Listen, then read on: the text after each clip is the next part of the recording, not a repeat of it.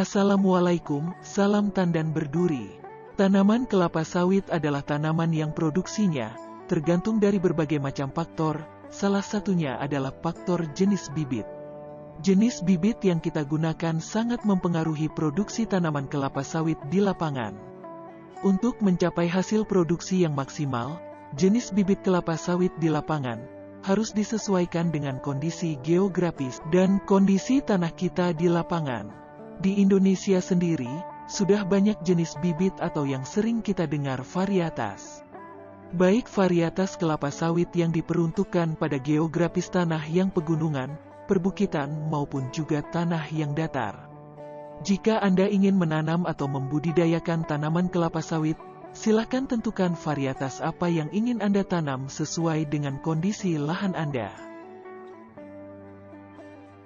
Berikut ini, varietas dan jenis-jenis kelapa sawit yang bisa Anda jadikan acuan dan perhitungkan, sesuai dengan kondisi lahan Anda sebelum Anda menanam. Varietas DXP Langkat. DXP Langkat merupakan varietas pertama yang dirakit PPKS dari hasil rekombinasi tetua-tetua terbaik beberapa populasi Piscifera.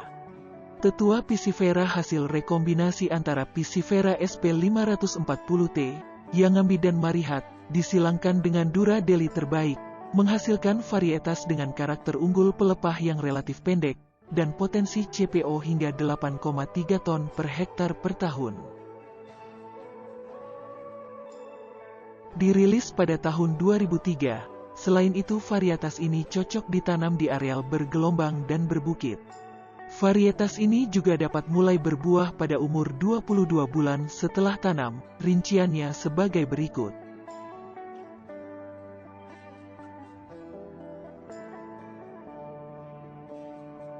Varietas DXP 540. Varietas DXP 540 merupakan jenis kelapa sawit yang diformulasikan mempunyai ketahanan khusus terhadap serangan Ganoderma.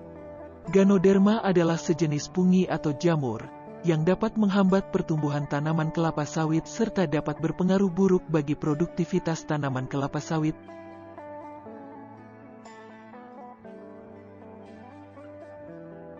Varietas DXP 540 diformulasikan khusus untuk tahan terhadap serangan Ganoderma.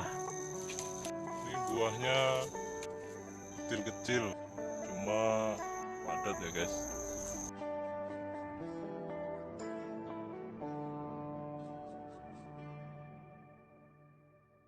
Varietas DXP PPKS 239. Varietas DXP PPKS 239 merupakan varietas kelapa sawit yang dirilis pada tanggal 17 Mei tahun 2010.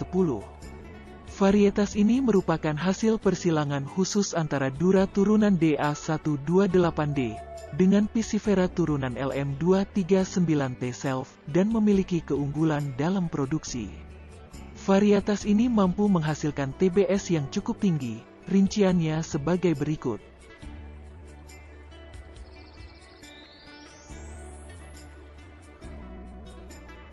Varietas DXP PPKS 718.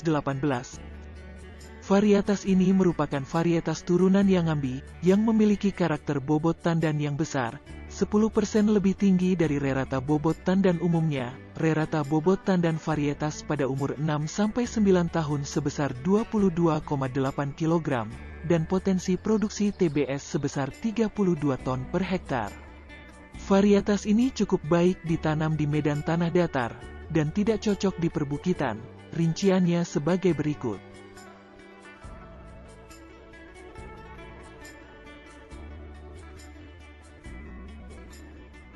Varietas DXP Simalungun. Varietas DXP Simalungun merupakan hasil perbaikan dan rekombinasi dari tetua-tetua terbaik pada program pemuliaan Reciprocal Recurrent Selection siklus pertama.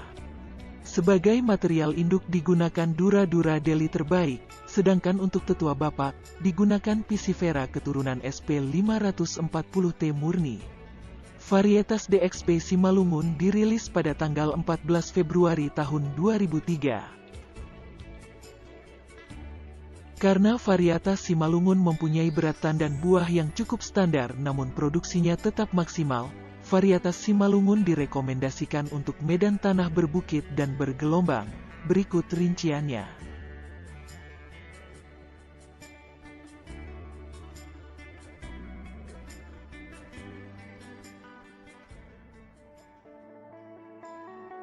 Varietas DXP Yangambi. DXP Yangambi merupakan salah satu generasi pertama dari beberapa varietas kelapa sawit yang dihasilkan PPKS pada periode 1980.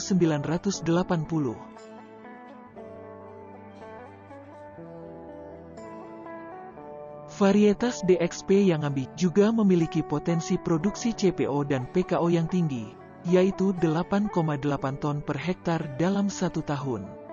Petani umumnya menyukai DXP Yangambi karena rata bobot tandan yang tinggi.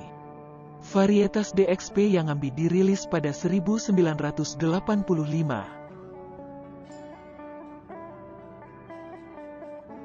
Nah teman-teman, untuk jenis-jenis kelapa sawit yang lainnya, nanti Mbah Ter akan buatkan part kedua. Semoga bermanfaat.